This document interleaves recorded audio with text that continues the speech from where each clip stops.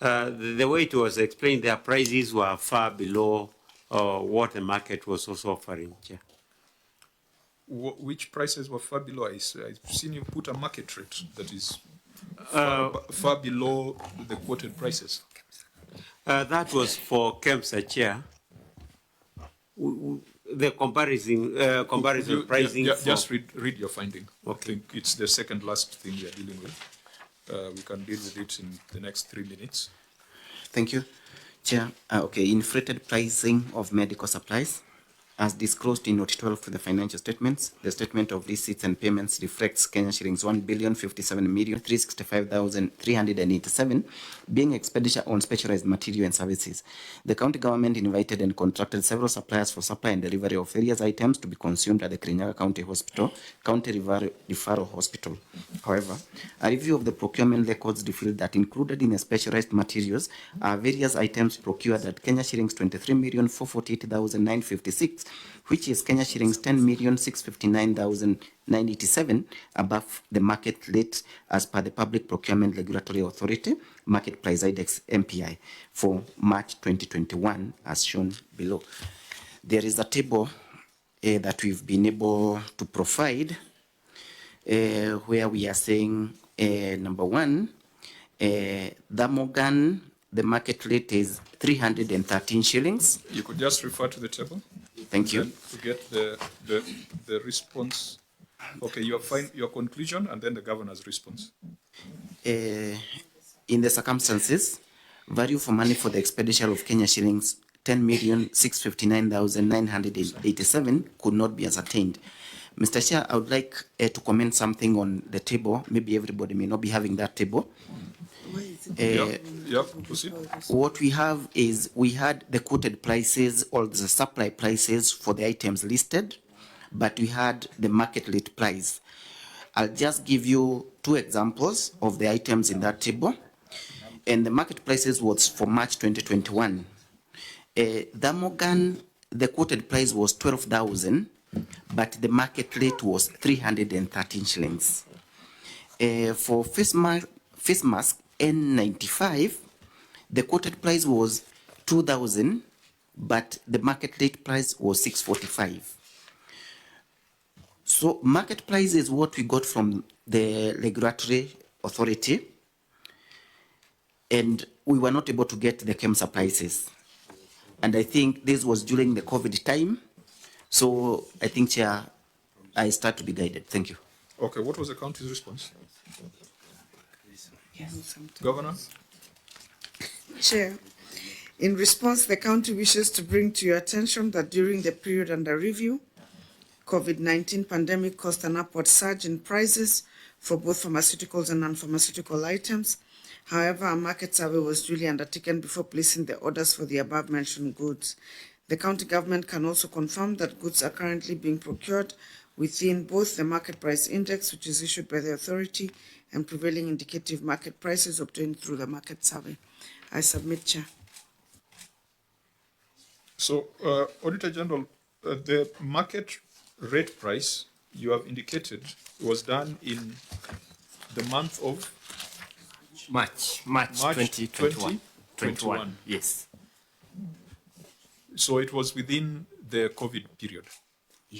Yes, Chair. And it was done by which body? The market price, we have it from the Public Procurement Regulation Authority. This is the market price index, MPI. Of March 2021? Yes, March 2021. The COVID emergency was declared in 2020 or 2021? March 2020. March 2020. So this was 1 year after. Yeah. So 1 year after, would you say the prices had stabilized? Because in March 2020, the prices were crazy, but 1 year later, the prices had gone down. 2021, 1 year, you bought, so when were these items procured? It's easier to know. Auditor General? In 2020. Oh, Thank you. 2020. The items were procured in the year 2020, that is between July and 31st December 2020. Thank you. Okay. Chair, Senator when was Zage? the special audit by the Office of the Auditor General done on the leave the issue of ladies' lounge outside?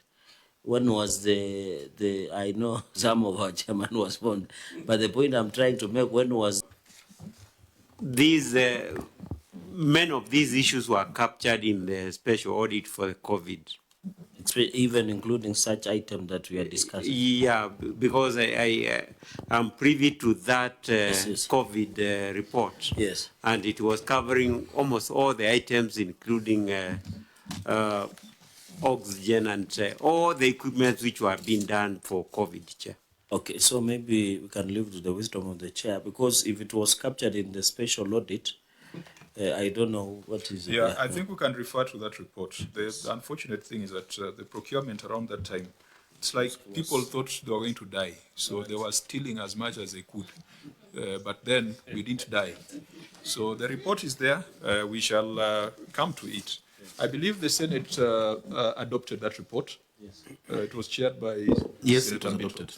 Yeah, so the health committee, I think the health committee, yeah, no, it started with the select committee chaired by Sakaja. Then he went to ladies' lounge. Then Kasanga took over. Then Senator Mbito took over.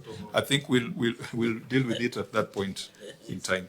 Let's deal with the issue of subscriptions to the Council of Governors. Auditor General, read your finding. Thank you, Chair. During the year under review, the county executive paid Kenya shillings 3,403,267 as contribution to the Council of Governors liaison offices located at Westlands, Nairobi. However, the payment was not based on any registration or policy and contravened Section 37 of the Intergovernmental Relations Act 2012, which provides that the operational expenses for the structures and institutions established by the Act shall be provided for the annual estimates of revenue and expenditure for the national government. In the circumstances, the management was in breach of the law. Thank you. Governor, your response? Thank you, Chair. We would wish to state that at the time of the audit, the council was not fully funded by the National Treasury and requires additional funding from the counties in order to operate smoothly. An agreement was reached by all governors to contribute towards the operation of the council secretariat. The county transferred the funds based on agreed annual subscription. The council secretariat used to acknowledge receipt of the funds and accounts for it accordingly. I think should have mentioned the contribution includes the money we pay for the conference. Yeah, but that's not broken down there. Yeah. You see, this matter, I don't even think we need to belabor it, but it's good that we are dealing with the chair of the Council of Governors. We have two bodies that we have had a problem with. One is a County Assemblies Forum, which is not in law. The other is a Council of Governors, which is in law. The COG is in law. It's in the Intergovernmental Relations Act. The funding mechanisms for the COG are very, very clearly defined, that it shall be a charge on the consolidated fund. The same way, Sifuna's party is supposed to be funded from the political party's fund. If Sifuna was governor of Nairobi, or when Sifuna becomes governor of Nairobi, and then the political party's fund is not funding his political party enough, will he go to Nairobi City County accounts and fund ODM? Because ODM is not funded. This is not an excuse that the Senate will take. The Senate made a resolution on the matter and has taken the position that such contributions are an irregular charge on county revenue funds. Indeed, Madam Governor, on the 29th of August 2019, the Council of Governors held a meeting and resolved as follows.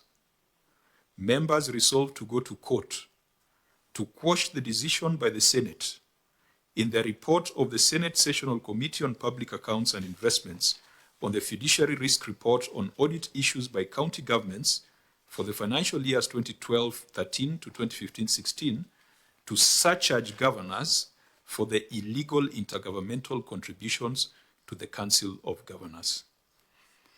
The decision by the COG to go to court was to challenge a report of the Senate Incidentally, I'm the one who signed that report and put it before the Senate, and the Senate agreed that these are illegal intergovernmental contributions. The Senate has not changed its position. Would you tell us, Governor, if you've had any success in court?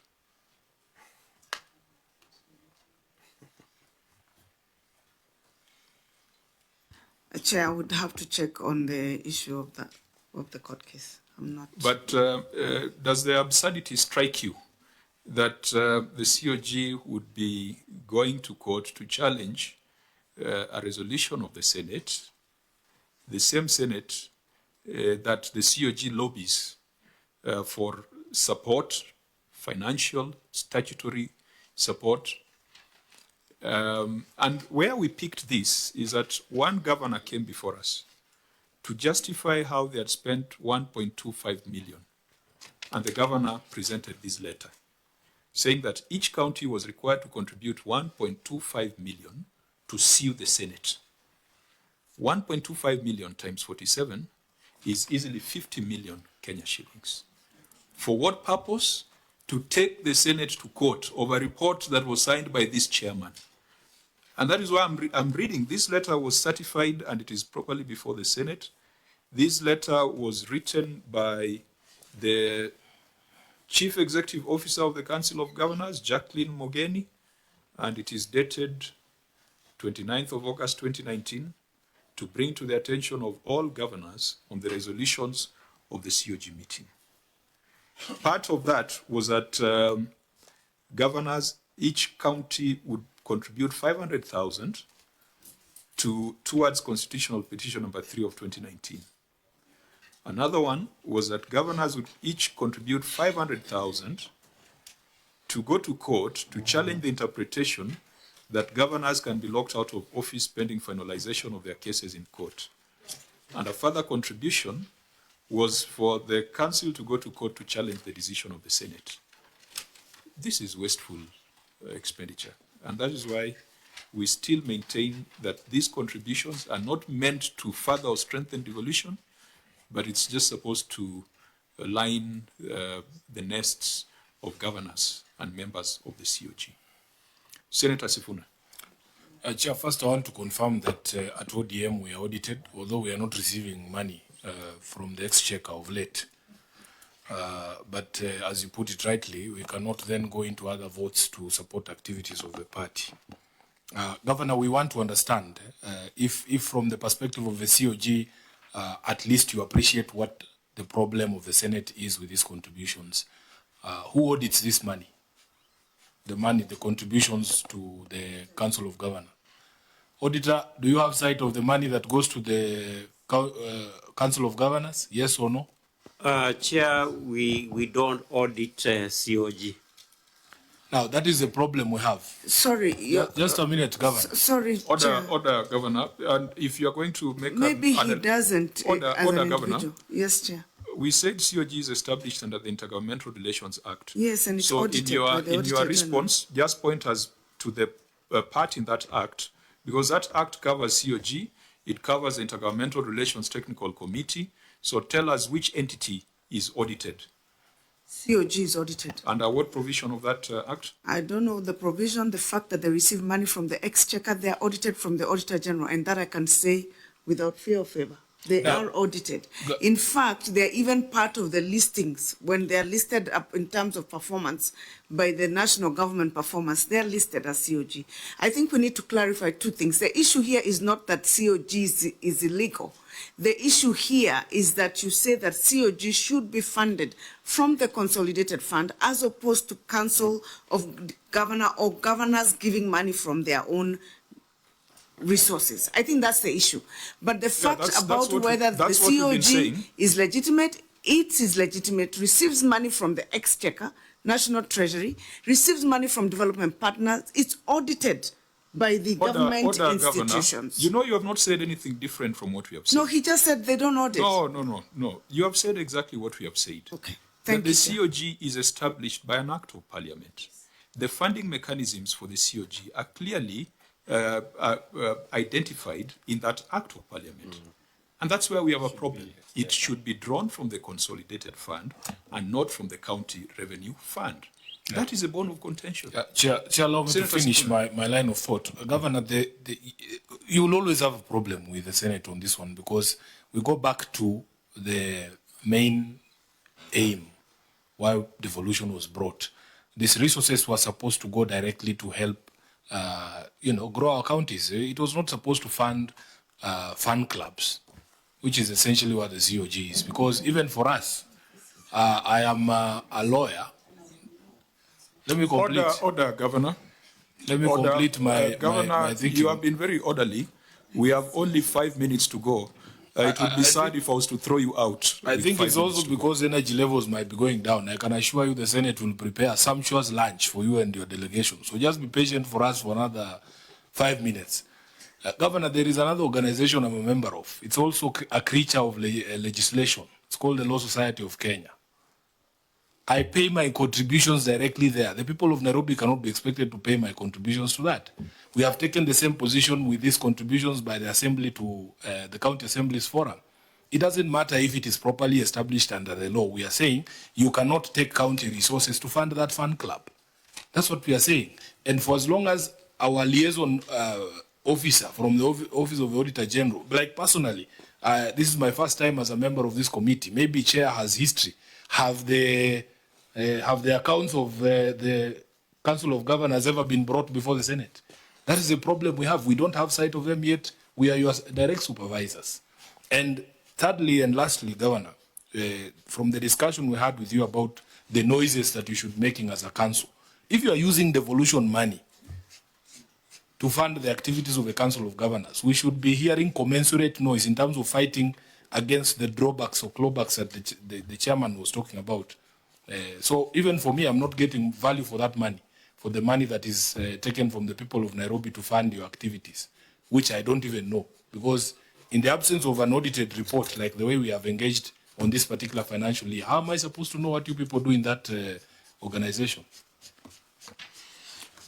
I think we are not varying the resolution of the House. That resolution stands. And the reason why I brought your attention to that letter is that it is very unfortunate that instead of engaging in an intergovernmental relations effort to have the Council of Governors funded appropriately as envisaged by law, what the COG decided to do was to take the Senate to court.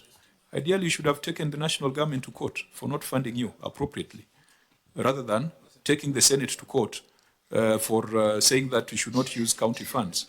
I think these are small issues that sometimes impair the relationship between the Council of Governors and the Senate.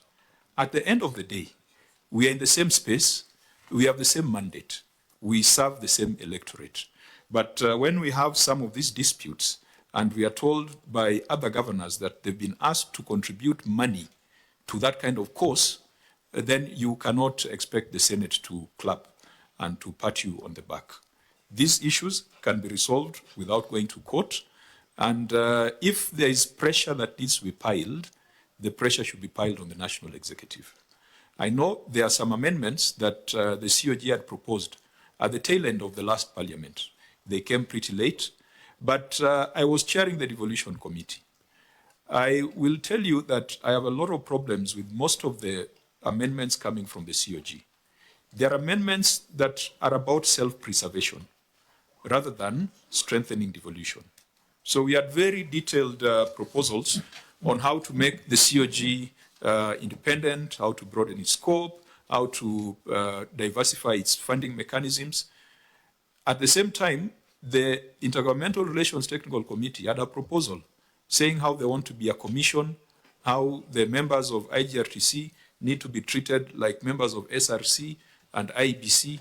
You know, we're just setting up institutions for self-preservation, to create jobs, and to define clear spaces for us. And that is why I will not, those amendments that we processed in the last parliament, if they came back again, I would oppose them because they were more about self-preservation. I think what we need is a comprehensive review of the institutions that are in the intergovernmental relations space, so that we have one amendment or one legislation that takes care of all of them. The county assemblies, we need to have legal provisions for CAF. But you can't have a bill for COG, another one for IGRTC, another one for CAF, another one for SOCAT. So I want to challenge you who are on the ground on the devolution space that we will support legislative amendments, but let them not be self-preserving. Let them be for the good of devolution. So on this matter, because the courts have not made any decision contrary to the resolution of the Senate, this remains an irregular charge. And Dr. Munya, as you had said, what we now must tighten is on implementation. It is almost 2:30. I believe the speaker is on his way to the chamber.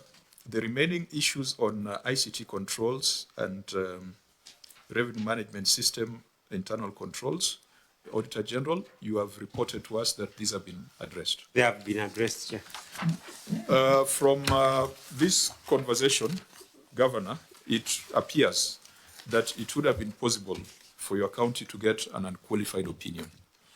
And let us target that. And we look forward to the day when most counties will be having unqualified opinions so that we are discussing the environment around devolution rather than the nitty-gritties of fuels and small things that should not consume the time of the Senate. At this point, we'll have to do closing remarks. Members, because it's 2:30, let me ask the chair of the Public Accounts Committee if you have something to say in closing on behalf of the delegation from the Assembly. Thank you, Chair.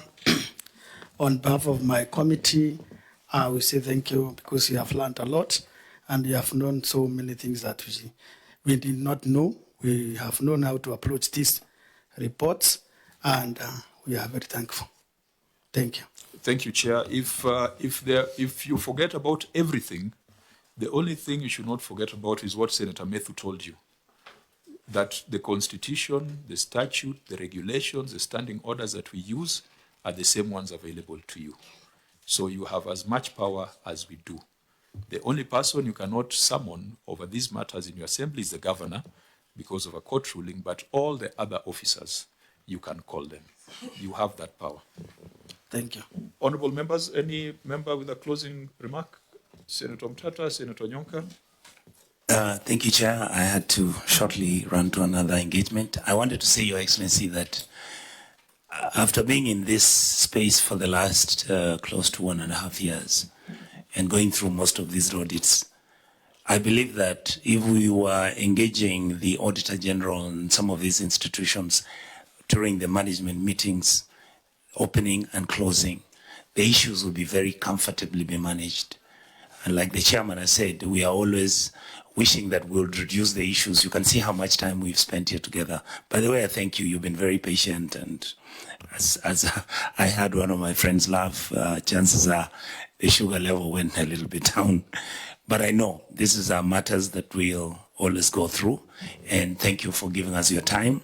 I'm happy that I've seen an improvement from what it was last time. Thank you very much. Senator Sifuna. Yeah, just to reiterate, Governor, that we are partners in this and we must listen to each other. At least for me, I listen to you. Whenever the Council of Governors speaks, we listen. I thank you that you're always taking time as a council to put in views on bills that have been proposed in the Senate. I listened to you when you told us you don't need the county printers. I shelved that bill that I was going to sponsor myself. I have seen your comments on the energy amendment bill that we have just adopted the report in the committee today. So we listen to you. And the reason we do this is so that we can be able to further this dream of achieving devolution. So I personally would encourage you to be a bit more bolder in terms of speaking out on the issues that we have discussed here. On the question of the respect for this disbursement schedule, it is a concern for me. If there is no predictability from Treasury on the way that money is hitting your accounts, you run into these problems we've been having of pending bills and all the other things. If somebody says he has put money in your pocket and you haven't received it, say it, because you're the one with the pocket. Because when I say it, I have told you I have certain handicaps. When I say it, I'm just dismissed offhand. Then, of course, on the question of devolution of funds, I don't know what sort of meetings you guys have at the intergovernmental relations chaired by the Deputy President. I would really love to be invited to one of those meetings. I just want to see or hear what you people actually say. Because for me, it is very frustrating that you have these regular engagements with the people who have responsibility to release those functions and the resources, and yet nothing happens. So for me, I just want to encourage you. You must be bold, and these things, we don't do them for ourselves, because we have a responsibility to ensure that these institutions, which will outlive us, they work. So I thank you for that, Chair. Thank you, Senator Methu. Maybe just one comment. One, I wish Governor Waiguru well as we go back to Kirinyaga. I was very happy to hear from the Auditor General that they have been auditing your own source and they feel that you're on the right track. I've always maintained as a senator and as a person who has sat on this seat, you cannot continue calling yourself a government. You know, my government, my government, my government. And you all depend, you can only depend from the money that you get from the exchequer.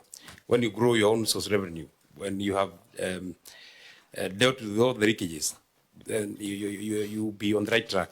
I actually say that when the governor for Embu appeared here, and I will say it again, I want the governor for Kirinyaga and the governor for Embu to do very well in own source, so that my chairman does not keep singing to me that her governor is the best in terms of revenue correction. I want at least to get another, woman governor from my party that I can be speaking about. Finally, I'm very, very, my heart skipped a bit to hear that Senator Sifuna wants to attend IBEC, that is chaired by the Deputy President. Because, of course, amongst all the friends that we have, Senator Sifuna is not one of them. So I'm a bit scared, but maybe a framework will come when he can be able to appear. Governor, your closing remarks. Thank you, Chair.